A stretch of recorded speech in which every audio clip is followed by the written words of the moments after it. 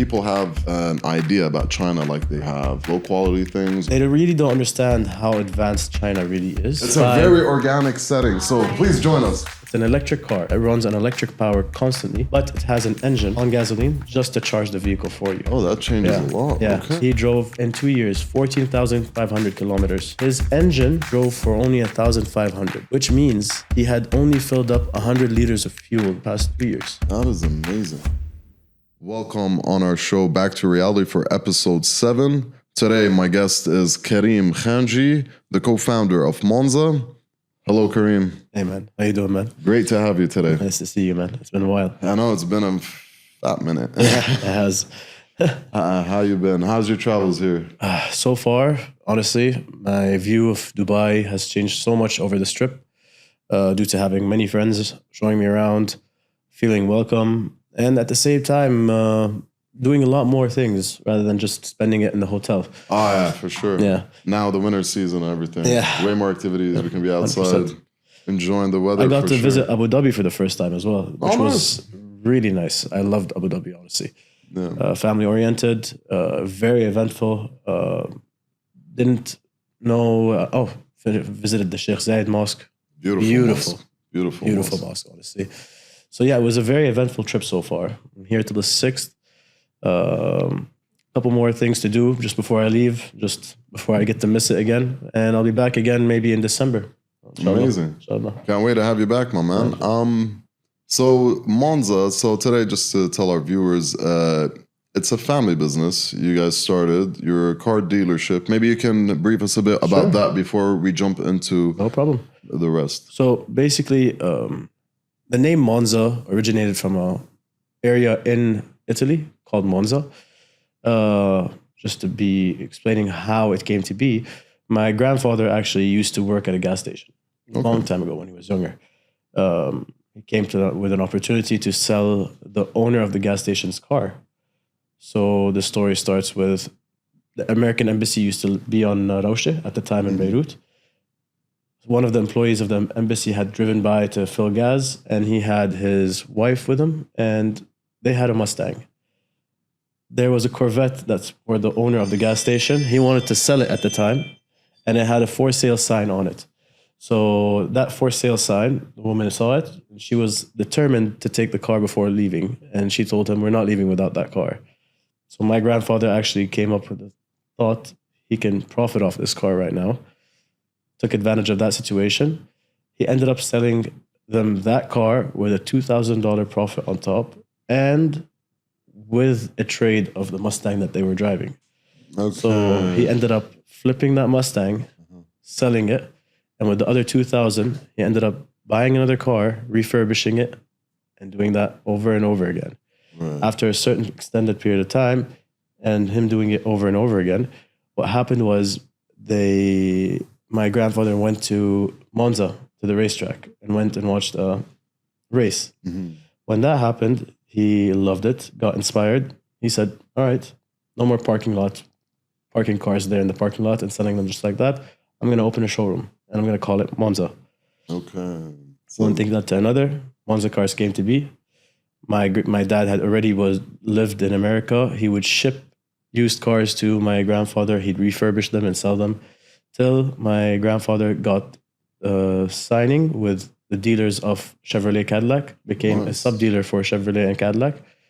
And my dad came back to Lebanon, expanded and got into the armored vehicle industry. We are the only authorized dealers for the armored vehicles in the Middle East right now. We don't modify the cars ourselves. We send them and modify them with qualified modifications in like America, Canada, Germany, so on and so on.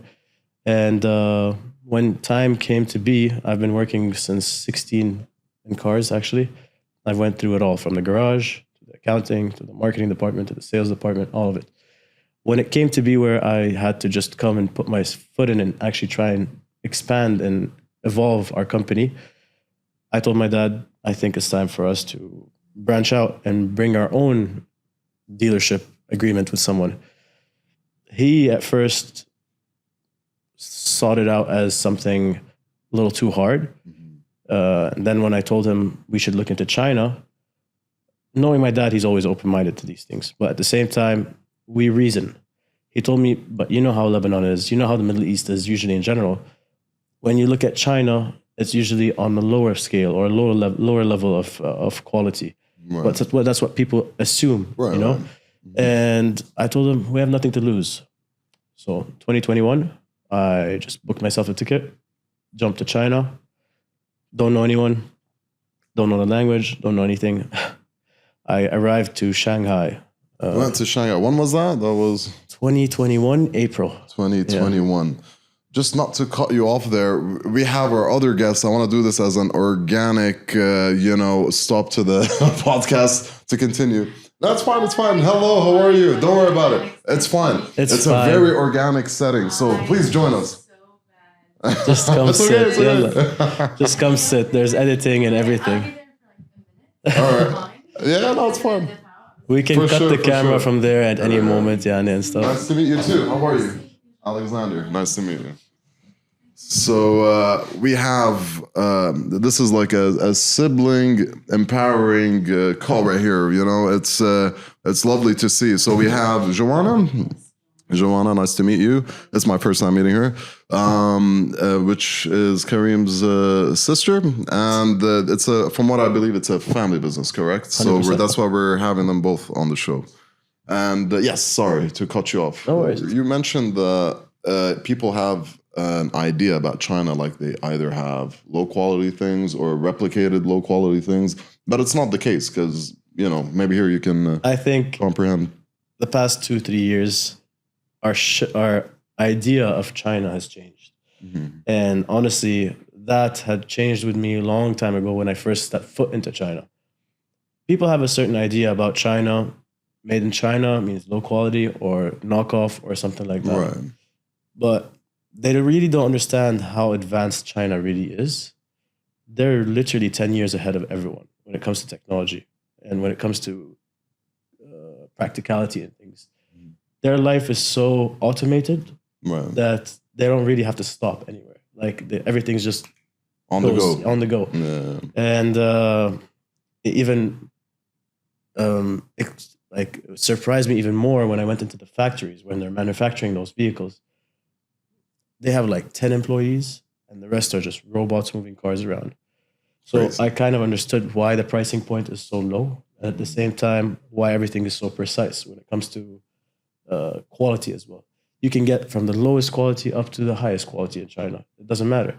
Made in China does not mean it's a low quality thing. And I think nowadays people have changed their minds about things. As you can see, this whole flood of the market with the Chinese cars. But the difference is with China, you need to look at what are they experts in? Like they need to be experts in something for you to actually purchase something from them. Mm-hmm. As I've told you before, for example, if I'm going to buy a car from China, I'd rather go to the electric side of things or a hybrid. Why? Because they're more reliable on that side since they're number one in electric vehicles and number one in technology when it comes to these things. When it comes down to the engineering of engines and stuff, sure, they're good, but they're not the best. So if you're going to go and buy a normal car, I would suggest you go for a Japanese, for example. Right. But if you're going to be looking at electric and hybrid, you have nowhere else but to look at the number one in the world, which is the Chinese. So it really matters on what you're looking at and where you're looking at. And especially, of course, with this whole incident of all those luxury brands recently where we heard the news that everything's made in China recently. It just gets stamped once it goes back to its country. Right. So it did change that perspective of things for people. They understood that luxury brands are producing in China, whether it was Gucci, Hermes, or whoever.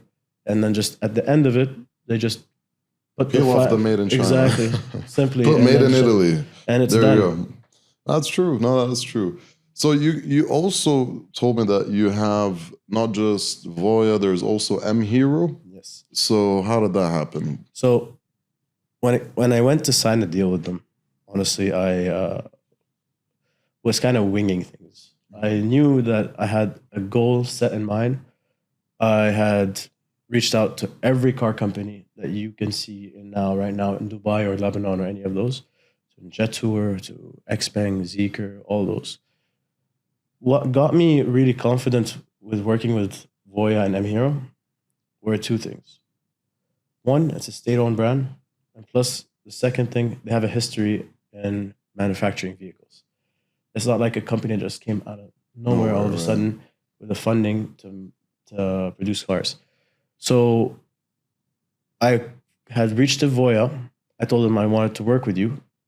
They made it really hard for me to work with them. That's when I realized they don't care about the number of sales. They care about building an image, building a brand, going with things in the right way. While other companies, whenever I approached them and told them I wanted to work with them, they would tell me, sure, how many cars do you want? No. Instantly. So once I sat down and signed the contract, was about to sign the contract with Voyah, they gave me a final question, which is basically, why are we working with you and not the bigger companies that are contacting us right now? Mm-hmm. Not to name who they are, but basically, it's reached a point where I had to look at them and tell them, it's because I'm hungry. Right. I'm hungry to work. I am hungry to accomplish something. Mm-hmm. And it'll be my only brand, so it'll be my baby at this point. Meanwhile, the other companies have many different brands under their branch. They're just going to put it all in one showroom. It's going to be just a supermarket of cars. And even the client would walk in, see 5 different brands under one roof. They'll get confused, you know? Yeah. While I'm just presenting Voyah strictly. Right. Then they liked the idea. They liked my hunger. And they were like, all right, we have another brand that might interest you as well. It's a sister company for Voyah. It's called M-Hero. Okay. M-Hero is a military-made vehicle on a military chassis with the same technology as Voyah as well, with BYD's top technology. You guys use BYD? Yes, we use BYD's electric batteries, onboard chargers, and electric motors. Oh, that changes a lot. Yeah, okay. So this is the number one technology in the world. The difference between us and BYD, not to say anything about BYD because they're still a top brand in my eyes, honestly, is that basically BYD just got into manufacturing vehicles. While Dongfeng, which is the mother company of Voyah and M-Hero, they have been manufacturing vehicles since 1969. So bring in the experience of Dongfeng, BYD's number one technology with the funding of the government. You make a premium electric vehicle. What a trifecta. Exactly. Powerful trifecta. And that's the whole thing. And the reason why they started these two brands was to compete in Europe, not in China. So you see them with very heavy presence in Europe right now, between Switzerland, Italy, Norway, Germany, Spain, all of Europe right now. It's just booming with these cars.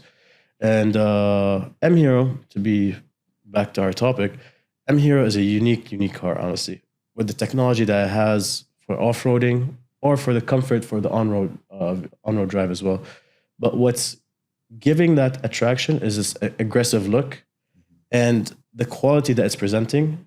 It's kind of right in time to compete with the G-Class and Defender, because right now what's been happening with the G-Class and Defender, at least in my country, is people would buy like a 2016 G-Class. Right. Buy a Brabus kit and just transform the car from 2016, up to 2025. Yeah. And that they even do it here. That car would really cost $500,000. So who's getting upset about that? The person who is actually paying $500,000 on a real Brabus from 2025. For sure. They're not feeling that uniqueness anymore. That's dying out. So with M-Hero, because we're limited to a certain quota of how many cars we can get per year, our first year was 25 units. We had sold 23. We have 2 more. We're finalizing a deal with 1 more. And then the other one I have to keep in the showroom because I can't not have one of them in the showroom. So yeah, for sure. So that would have closed that off. Speaking of your showroom, so I haven't been there, but I've seen your Instagram posts. It looks beautiful, man. Thank you. Can you talk a bit about the architect behind your showroom? Because it's unique. I've never seen it anywhere in the world. So, yeah. So we've worked with a really top 2 architects, actually. One's a designer who's a student, who's a teacher for our architect. And the other one is the mind behind the whole thing. Nadim Karam, he is a very known designer. He works on sculptures. He helped guide and assist our architect, which is the student of his, Joe Shartouni, to develop the building because the building above us is also ours, to be practical yet elegant with its own touch. It's a full concrete building. It's made to look like a boutique more than just a showroom itself, because there's an experience that you have to go through when you walk into our showroom. You don't just walk in and it's just a bunch of cars. No. You walk in just to the welcome section, a couple of cars there. You go down in an elevator. Once you go down in the elevator, the whole showroom opens up in front of you. Wow. High ceiling, lobby, guest area, coffee stand as well. You have my mother's atelier for clothing as well over there. Oh, nice. My sister's filming and directing studio as well there. There's also a section just for the armored vehicles to be separated as well for the embassies when they come. And then we have our whole garage downstairs, which is the after-sales services there. So it's a whole experience for the client, and that's what they love when they get to see the showroom. But what is the main thing for us is that the clients, when they walk in, they feel like they're welcome, because they directly deal with us, with me and my father mainly. Oh, so let me imagine this. So I'm walking into the showroom. Am I seeing you first? You and your pops? Was that right? First thing. Wow. Okay. You'll see me, my father. You get to approach us, talk to you about the cars. We'll give you a whole sit down about everything, pricing, everything has to go through. Sometimes I'm even with you on the test drive myself. Amazing. So it's very much like a hands-on experience with the owners. And this is what's giving trust. Anywhere. Exactly. This is what's giving trust for the client. Because dealing with just a salesperson, by the end of the day, people just want to get paid by the end of the month, you know? While dealing with the owner, you're having the word straight from the owner. Like, you feel more confident when you're buying the car. 100%. You're getting to know the company and the people behind it. People have my number personally. Of course, they contact me when they need anything external. If they want to purchase a car, register a car, or something like that, I help out in any way. We have our after sales team always ready on standby for anything. So it's not just us running the show. We have a whole team backing us up as well. We have a 24/7 roadside assistance. So we're building a machine, as I've told you before, where it's going to slowly start running itself. We'll still be the faces of the company. We'll still be there.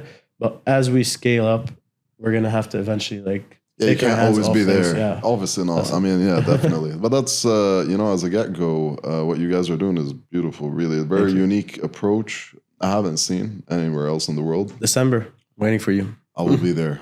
Speaking of specs, to go back to specs, if we were to compare, let's say, G-Tour and, let's say, Voyah, what is the main differentiator if we were to compare them? Because I'm sure there'll be people asking these questions. For sure. So I always say to my clients, don't compare me to other Chinese brands, because I'll win tenfolds. Amazing. That's good for you, though, right? Make it harder for me. Compare me to German, let's say. Mercedes, Porsche. Okay. Those are the ones that actually come to buy our car. They'd be considering buying a Porsche Cayenne, Macan, GLC, something like that. The clients that approach us are not the clients that are trying to lower their budget on the purchase, rather than actually try and find something that they find attractive, stylish, nice, with good performance, practical, luxurious. Our way and method of selling is not the goal of it being efficient. So I have a method in my head that makes sense to me. In our country, or at least in the Middle East, the luxury clients, they don't care about being efficient and it being the main purpose of the purchase. If you're going to come, right now there's a new Rolls Royce that's selling. It's coming out, $1.3 million for that Rolls Royce, but it's full electric. Doesn't make sense. Someone is going to spend $1,300,000 on a car for him to save $100 of fuel per week. Does not make sense. True. He'll still go for the V12. I want to get from point A to point B with no problems, not having to worry, none of that, stuff. So if the main point of the selling point is efficiency and it's luxury as well, it does not work. The way we sell is it's a car that's luxurious, it's practical, it's sporty, the design aesthetic is beautiful. Then comes the efficiency part as a plus. Okay. And this is where clients are like, okay, that makes sense.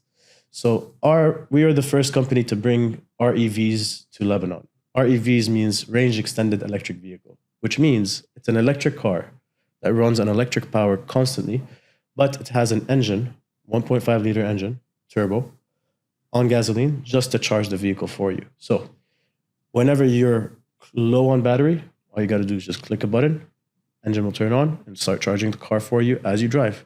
Oh, wow. You can go to Faraya, go to Batroun, spend a month there, 2 months, not having to worry and look for a charger. That is amazing. Your fuel consumption is less. Yeah.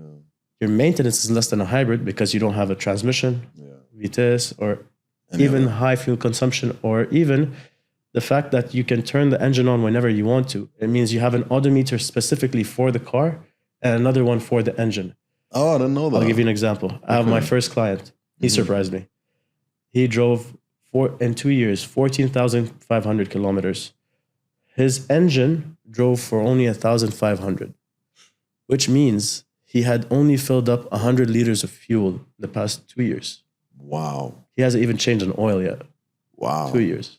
That's impressive stats. So basically you're talking, you got the luxury of having full electric power and all the specs that come with it. And you don't have to worry about having to charge the car. Did I charge the car enough before going up to a mountain or something like that? Or, oh, I don't have enough battery to drive around. I have a client that came to me once. She was in Faraya, and they had done a couple of drives here and there. And then their friends invited them to Montagnon, a restaurant. Yeah. A very known restaurant in Lebanon, as you know. And they realized they had 14%. So they were worried about getting there and having to come back. So they had to drive all the way back down to Raifoun, which is the area right under Faraya, which is where their chalet is, drop the car there, take a cab, and go back up to Montagnon. That thought process and luxury do not come add up. together. Yeah, contradicts each other to have it in the same 100%. statement. Yeah, So, for sure. That's I can see what you're saying. And when it comes to because Lebanon, we have mountainous terrains. Like I heard, people here, they mostly buy G-Tour in UAE, and they seem like over time, and I'm not putting anything out there to I get you. discredit them or anything, but because we have flat land here, not a mountainous terrain like in Lebanon, what we have, do you feel like, let's say if we were to compare Voyah with G-Tour, already knowing and hearing that G-Tour has these issues, do you feel like this is where Voyah could cover this part? 100%. So again, because it's a state-owned company, there's enough money to be put on research and development. So when we went to Voyah, we purchased the cars and modified them ourselves into GCC specs because we were the first in the Middle East to bring in the GCC specs. So we modified them based on what we felt like makes sense for us, especially for our road conditions. So we went with anti-rust because we're next to the beach. Right. You have the heat, then you have the uphill and downhill drives. You need a torquey car for that. And you also have for our potholes. Oh. We're very known for our potholes. And all that. So we had to have modified suspensions and everything. When it comes down to other companies that are private, not state-owned, what they do most likely, and I've seen it personally, hands-on, the gray market has taken over the whole car industry in the Middle East. So anyone can just buy a car from China, ship it here, and just sell it. Right. Especially if it's on waiting list with the dealer, right? Some cars that are coming here in Chinese specification, meaning nothing's modified. All they did was just translate the screen from Chinese to English, bring it to the market, and just sell it. I've heard a lot of complaints about certain cars that can barely pull their weight, going uphill, going to Faraya, for example, and all that. That's the whole thing, because when you're buying Voyah, you're buying a car that's 600 horsepower. Oh, nice. Okay. All our cars are all-wheel drive. We do not mess around buying two-wheel drive cars because they're not suitable for our road conditions. All it takes is that high torque and that high power. With a bit of water, the car can just throw itself. And when it comes down to the torquiness, that's what's nice about Voyah, is that when you're going uphill, when you're doing an overtake or something like that, you can do it with such ease, with no issues, no problems. and no stress going on the engine. Because again, the engine is not moving the wheels for you. You're running on electrical power all the time. The engine is there just to charge the car. Beautiful. So the weight is not distributed onto the engine. It's only on the electric motors. Okay. And that's it. Yeah. Before I end the show, what is the future for Monza? My future with Monza and the future of Monza, honestly, I had opened a second branch now with our sub-dealer.